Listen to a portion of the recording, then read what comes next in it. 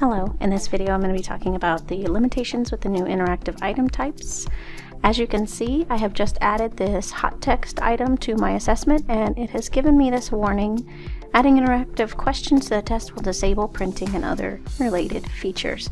So if I click over here on my layout tab, you're noticing normally we would be able to adjust the physical layout for printing a paper copy of the test, and also if I come over to administration, normally we'd be able to print a sample answer document, but again both of those features are disabled now because I cannot do any paper pencil testing or answer documents with interactive item types. And the reason for that being that there's no way to print an option on the answer document for students. So if you add interactive item types to an assessment, then you just need to know that you are going to have to do a couple of different options. Either one, you have all students take the assessment online,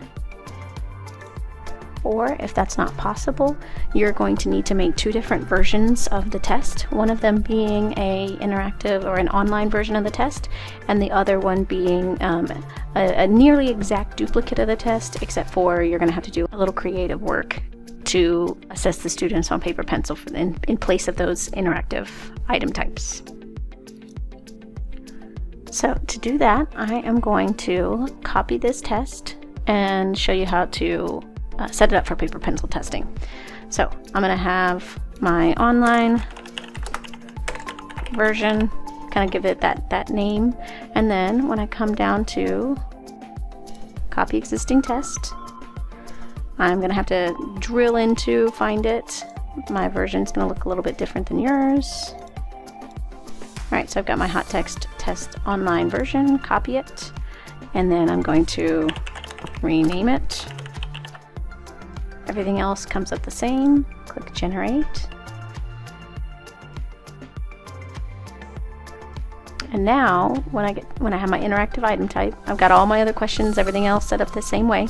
What I'm going to do is I'm going to delete this interactive item type. Click OK.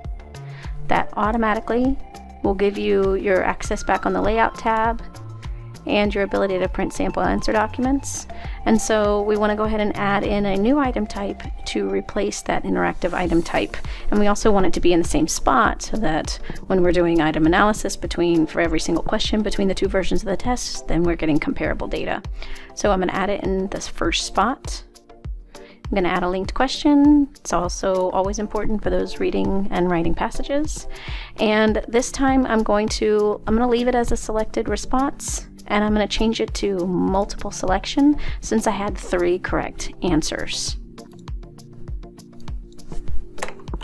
So I'm going to copy paste back in that same text, give them that poem just like the other students had, give them their question, and then now I'm going to actually paste in those different answer choices, kind of like what I highlighted as hot text.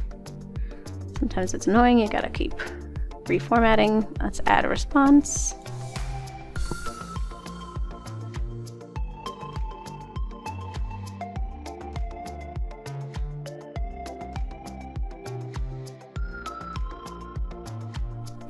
Alright, and now that I've got my choices in here, when it's a multiple selection, then I've got these squares and I can select more than one answer. So I'm going to click all 3 of those. If I want to reorder these at all, like maybe I don't want all of them to be the first 3 choices, of course I can click those triangles to move the answer choices up or down, and it still saves and keeps in place which one is the correct answer.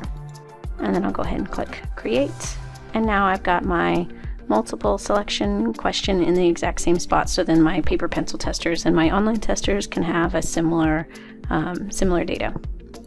If you only had 1 correct answer on your hot text, then I would just go ahead and set it up as a regular multiple choice question.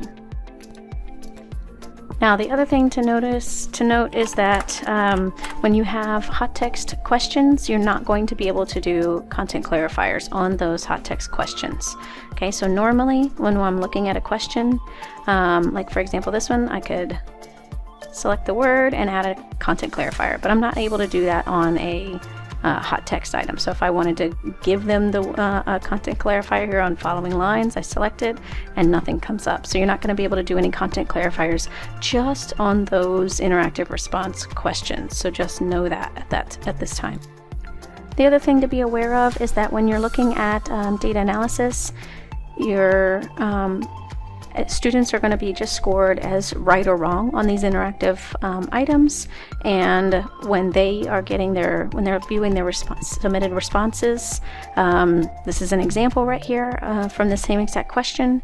This student chose 2 of the correct answers, but this was the other 3rd correct answer, and so it's marking it wrong simply because they didn't get all of them correct. It's not going to show partial correct answers at this time.